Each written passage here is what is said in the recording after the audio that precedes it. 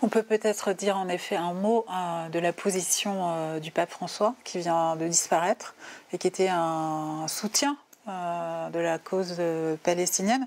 Le dimanche dernier, dimanche donc 20 avril, jour de Pâques, quelques heures à peine avant de mourir, il avait dénoncé, je cite, la situation humanitaire dramatique et ignoble à Gaza, appelant une nouvelle fois à un cessez-le-feu, dans un message qui a été lu au balcon de Saint-Pierre de Rome. Dit, ce n'est pas une guerre, c'est du terrorisme.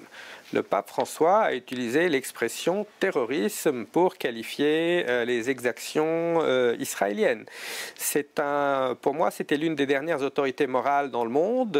Il s'est radicalisé avec l'âge. Quand il était jeune évêque en Argentine, il n'était pas particulièrement vocal, mais quand il a vu les effets de la crise économique du néolibéralisme en Argentine, et après son élection comme pape, c'est l'un de ceux qui incarnent l'antidote à Donald Trump. Et aujourd'hui, il n'y a plus d'antidote.